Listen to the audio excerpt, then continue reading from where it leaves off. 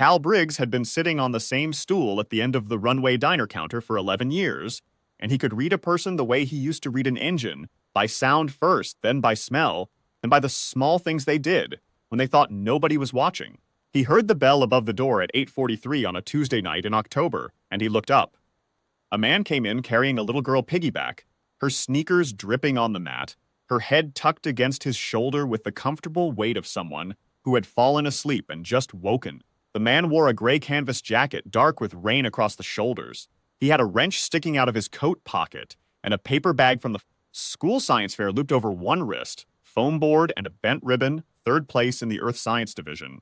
He set the girl down on a stool, two from Cal's, pushed her wet hair off her forehead with the flat of his hand, and said quietly, "You want hot chocolate or do you want to sleep?"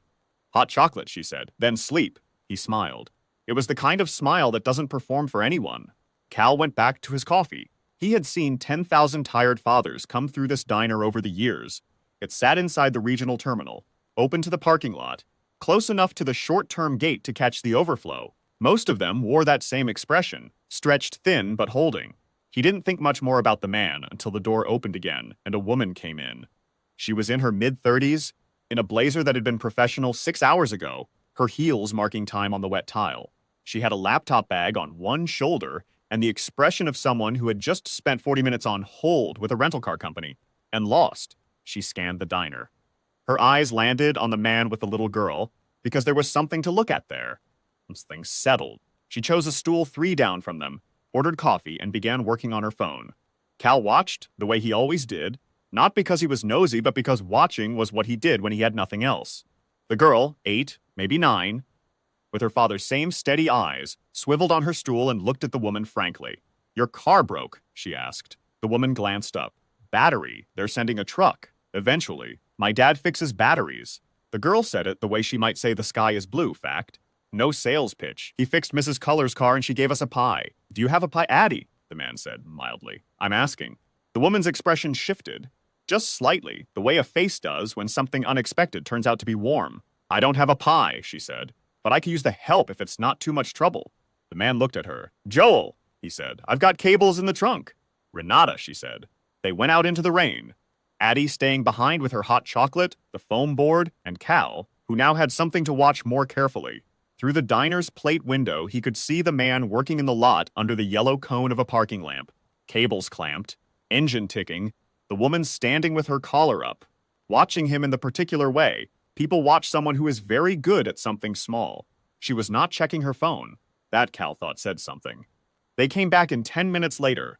The truck was unnecessary. Renata ordered a cinnamon roll because Addie said they were good. They were. "What do you do?" Renata asked. It was the question of someone who wanted to keep the conversation going, not just fill it.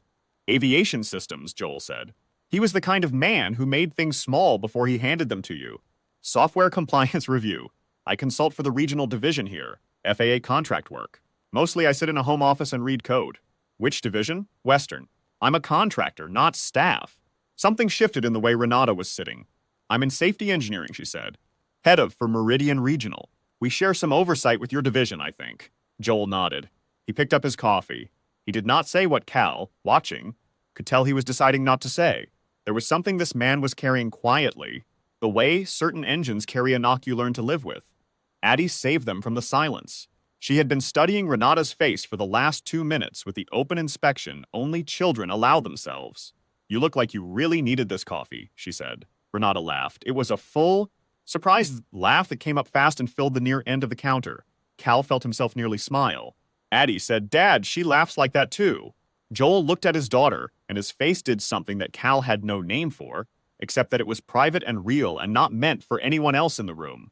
He looked back at his coffee and said, soft, "Yeah, she does." Renata was watching him. She was a smart woman, Cal could see that, the kind that kept track of things. She said carefully, "Like who?" "Her mom," Joel said. "She passed 2 years ago." Renata set her coffee cup down.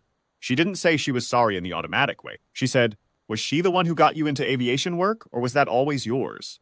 "Always mine," he said. "She got me to stay in one place long enough to do it right." And then they talked. Cal did not hear all of it. The counter-service radio had its own opinions, but he caught the shape. Renata asked about his work, And Joel answered with the careful precision of someone who had learned that most people don't actually want the details, though he could see she did. She asked about the compliance side, the certification process. He mentioned a case. She asked which one. He described it without naming it, a software anomaly in a navigation update for a regional fleet. A timing conflict in the handoff logic, small. The kind of thing that only showed up in edge case modeling. Renata went still. When? She said. About 6 weeks ago. I flagged it through the standard channel. He paused. The director shut it down. Said I was outside my contract scope. The certification was already closed. Renata had her phone out. Cal watched her work it, not texting, searching. She scrolled. Her eyes moved across something. Stopped. She looked up at Joel. Someone filed a correction to our navigation database 6 weeks ago, she said. Anonymous submission came through a back-channel technical contact. We almost didn't catch it in the log because it bypassed the standard submission portal. Our safety team verified it last month. The timing conflict was real. She paused. There were 7 aircraft in that update window. If the conflict had triggered during a descent handoff, she stopped. She didn't need to finish it. Joel did not say anything. He turned his coffee cup a quarter turn on the saucer. That was you, Renata said. I filed a formal report too, he said. The system logged it. I don't know if anyone read it. We read it, she said. 6 weeks after you sent it. After you had already corrected the error. She put her phone face down on the counter. She looked at him for a moment the way people look at things they need to understand before they speak. Why didn't you attach your name to the correction? He glanced at Addie, who had finished her cinnamon roll and was now reorganizing the bent ribbon on her foam board, trying to make it lie flat. I wanted it fixed, he said. That was the part that mattered. Cal looked at his coffee. He had been a mechanic for 31 years before his knees gave out. Sheet, metal and turbines mostly, back when this terminal handled jets twice a day, and the union meetings ran long.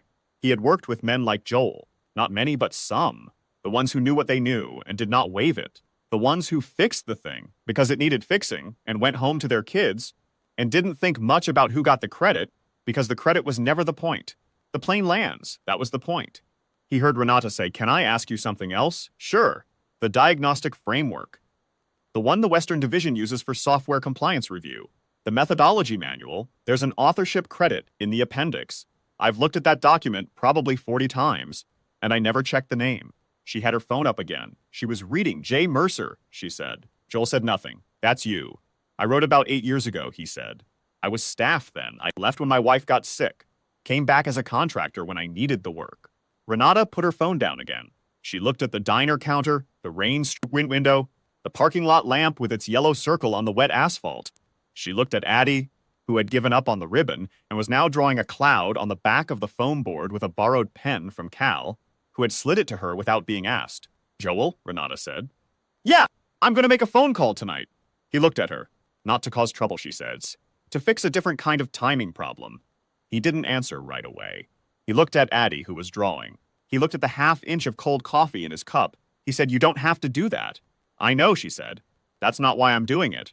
Cal took the last sip of his own coffee and set the mug down and thought about how most people in this world went right past things that mattered, every day, all day, and never knew it. An unsigned report in a system log, a name in an appendix, a man in a wet jacket who stopped in a parking lot because stopping was the right thing to do. Renata stepped away from the counter and made her call near the coat rack, her voice low. Cal did not listen. He watched Joel watch his daughter draw a cloud. Addie looked up. "Do you want to see?" Cal leaned over. It was a good cloud. Heavy, realistic, the kind that drops rain on parking lots and science fairs and bends the ribbons. "That's a real one," he said. "I know," she said. "We drove through it." The call Renata made that night went to Meridian Regional's chief operating officer, who called the FAA Western Division Safety Board the following morning. The incident log was pulled. The anonymous correction was traced. The formal report Joel had filed, sitting unread in a queue behind 47 lower priority submissions, was opened and verified. The diagnostic framework in the methodology manual was cross-referenced.